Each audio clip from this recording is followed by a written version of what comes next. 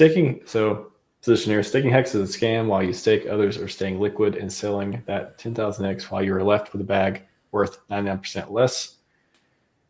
That is not a uncommon sentiment from people one way or another that either maybe they have HEX locked up and saw the price go down and weren't able to sell at the top. Or, I mean, I remember looking at my HEX bags at the top too and being like, wow, this is amazing. And then, yeah, I went down afterwards in a while and stuff, but it's kind of like, okay, well, you're still getting yield. I believe, I personally believe they're going to go up over time. But how do you, or it's just, a lot of people look at HEX and just look at the price chart, the old price chart, the EHEX price chart, and think, wow, that thing it pumped up a lot and then went down. Why would it ever come back? The whole, we talked about before, we went over, I remember going over the articles and stuff with you about HEX being a scam and stuff. The point of not staking, let's forget HEX being a scam, but just focusing on the point of staking being a scam. What is the case for staking not be, like, if you believe staking is not a scam, for example, what is the case for staking not being a scam? So I think one of the whole use cases for staking, and especially hex staking, is the time lock and the delayed gratification. It's kind of obsolete if maybe it's not obsolete because you're still making the yield. But how it's, if you look at things like Bitcoin, right? If you bought, and I know personally people with a lot of stories, like I bought Ethereum at $10 and I sold it at 50 or something like this, right? Or I bought Ethereum at $200 and I sold it at like 300 or something like this, and like I thought I was a genius. So um, I think staking and time locking prevents you from like yourself. And if Hex if Hex decides to repeat anything similar to what Bitcoin did, then I think a lot of people aren't going to regret time locking. Because one thing, especially with the Hex stakes and stuff, by the end of those 15 years, those T-shares, they will be paying you out 15 Hex per T-share. Probably or probably anywhere in the range from 10 to 15 Hex per T-share. And this is probably extremely conservatively speaking. How much you'll be getting is probably going to be way more than that. Um, I think there's a calculator out there. I'll have to find it, but I've seen projections where they're like 500% yield after all this time, and even if Hex stays the same price and you time lock it, and you make the 500% yield, it's still better than any sort of GIC you could have made. And I don't think it is a scam. Um, because it's just a transfer of value is what it is. So you are you're getting rid of your value now, but you're actually diluting everyone who's liquid, right? So all those people who are liquid, they're technically being diluted 3.69% a year, like inflation, right? But they're not receiving it. You are, because you're staked, and yeah, you're earning all those payouts. And if Hex is successful, you're not gonna regret time locking. You're not gonna think it's a scam. I think it's easy to call it a scam when it is down so much. But if it was 55 cents right now, there'd probably be a whole lineup of people waiting and asking, like, how do I stake Hex, right? And like, how do I do it max length? So um, yeah. Yeah. Yeah, there's a few different verticals come to mind too. I think there's the emotional side of, again, if you stake something and you were trying to time it to sell it when the price went up, and then you got hit with the unexpected, I imagine, price go down so hard, then you're like, well, it doesn't matter how much yield I make, the thing is still worth a whole lot less. Like, you can't, unless it goes up, unless the yield is 100x, like, I'm not going to make more than the price per share that went down at this current time. So that's more of the just, bear market stuff that's happened, that sort of thing. But I think when I think about staking, it's more of to me, it's the time horizon of, I'm making a promise with myself that I want to hold on to something, and hopefully it will appreciate within the time horizon that I've set it to be locked up as, that I can get liquidity from. And you can, we have HSIs. We talked about that. If you do want to get liquidity from it at a certain point, and you don't care to hang on to it for however long you staked it for, it could be 55555 or 5555. Then there's ability to, we have the ICOSA protocol and stuff that can help with that too. But I think it's just, to me, it's just a time horizon thing, because I think about, if I have stakes that I made 2 or 3 years ago that I look at today, I'm like, wow, yeah, the price is down. That kind of sucks. But then I think about the stakes that if I would have made stakes last year or even recently with being able to get so many more T-shares than you were able to get ever before, just about, except the really, really early days. And then I think about in the future what I believe it's going to be, then that kind of gives me then I'm not mad at the system. The system makes sense to me. It doesn't feel like a scam at all. It feels like, whoa, that's cool. I can take down the value transfer. I can take value, the value I have today, and I can put it aside, and I'm betting that it'll be more in the future, and I'll be able to get paid for holding it in HEX terms. So I think there's the emotional side, there's the timeline side. Emotional meaning the bear market side, the cycle time, I guess you would say, side. And then there's just the design of the product, which clearly does what it says it's going to do. It's just up to the person to, have the expectations that are not going to disappoint, be disappointing later, not based on things they can't control, such as the market or the cycle times and otherwise. So for me, it's interesting to think about the people who staked HEX for the last 3 or 4 years. The next people who have been staking it since last year, since this year, for the next 3 or 4 years, what is that going to look like? And how are they going to do things differently than the first people did in order to not, in the bear market, be looking for liquidity and not get it, for example, if more dips happen in the future after what we hope is a glorious run up.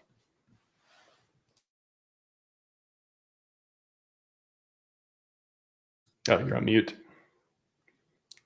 There we go. I was on mute. Yeah. Another thing is, as well as I'll pull up the T-share chart. I think just ignore these inconsistencies down here, but you can see the share price. What did it go from? 56 cents all the way up to almost, I think it was $10,000, whatever it was. So um that that is what matters in HEX, right? People will chase yield, and one of the reasons why HEX, like why staking is actually so important, is because, like, yeah, right now when the price is so down, like, it doesn't actually seem like it's worth it. And usually what you'll see is when the HEX price is going up, people will start to stake, and they'll sort of FOMO into staking as the price is going up as well. um but if you wanted a T-share in 2000 and on the 3rd of September 2021, it would have costed you $5,300. If you wanted a T-share in September 6th, 2020, it costed you $26. So this kind of goes to show you the cost of the yield. And we're back to 2020 prices, right? So anyone who is buying at any of these points in time, they sort of have the opportunity to get into HEX at uh like kind of like early days, maybe like kind of early day prices, let's say, like not after, like not after the huge, like parabolic run up, like after Bitcoin finished its top or whatever. But yeah, so I think this is the whole point. Like, if the T-share goes to 100,000 and people care about HEX, and that they desire HEX, because that's when the T-share would cost 100,000, the share rate only goes up, right? If the HEX price does well, those T-shares they're designed to outperform the price of HEX, right? So whatever HEX does, the T-share will amplify it. And that you're sort of hedging your bet on that is HEX gonna do well? And if you think it will, then it's probably worth getting some T-shares. But I don't uh I would definitely I always think that having some some 5555s is a good hedge, even if you're wrong. Because I really like to bring up this calculator because the difference between, let's say, a 3650 and a 5555 is kind of a big difference, and lots of people they might not see this because it's not super obvious, it's not super apparent, right? Because 10 years versus 15 years, like it's only 5 years difference. It can't be that much, right? It can't be that much. But well, I'll just take a look at the chart because I think it'll be the easiest way to demonstrate this. It's the year 2024 currently. In 2034, your APY will be 124%. It says your reward here in EHEX is 1.252 million here on this particular chart.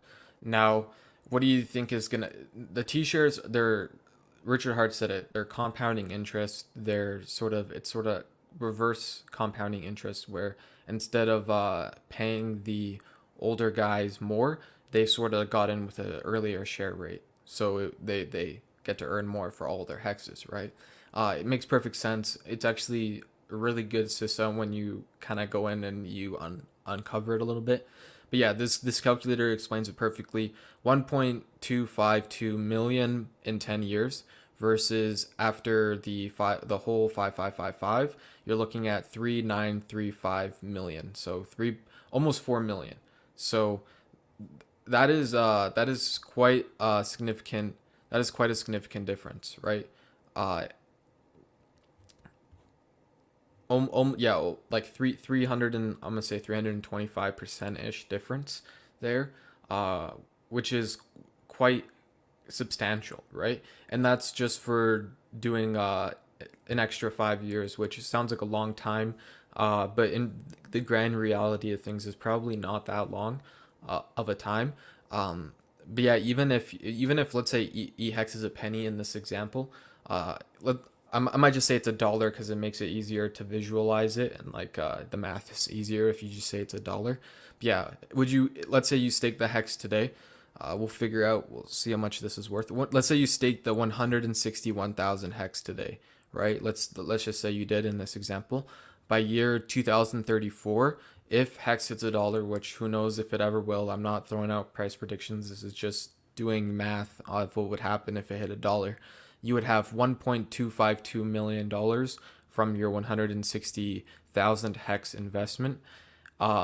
After the 555 is over, or year 2038, you would have had 3.935 million if hex were to be $1 15 years later as well, like the same price of $1.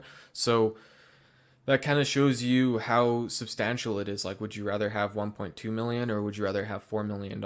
Like, one is pretty much one you could retire off of. Like, you could live the rest of your life. I think unless you're living a lavish lifestyle, most people could probably live their lives off $4 million. Whereas if you only staked for 10 years, like you have like a nice sizable chunk, but it's not like that big difference, right?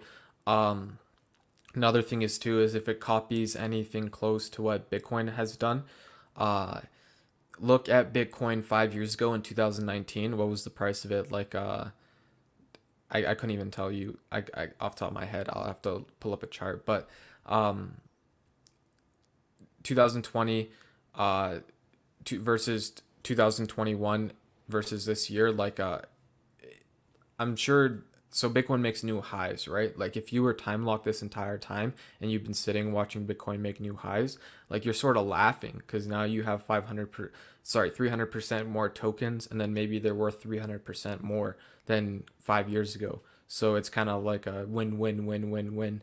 So yeah, maybe hex staking is not for everyone, but there's definitely some sort of value here, and there is that transfer of value where if you do decide to stake, you're transmuting some of that value to the liquid holders, who will then get to sort of accrue some of that if they want to capitalize on it. But yeah, Yeah. it's It, not it's not for everyone. it's a good system, and just the price is just down. I mean, that's honestly the simplest explanation.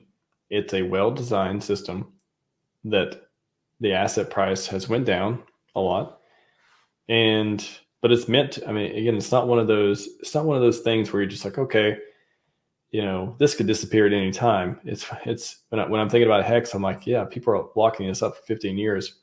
Why would it disappear anytime soon?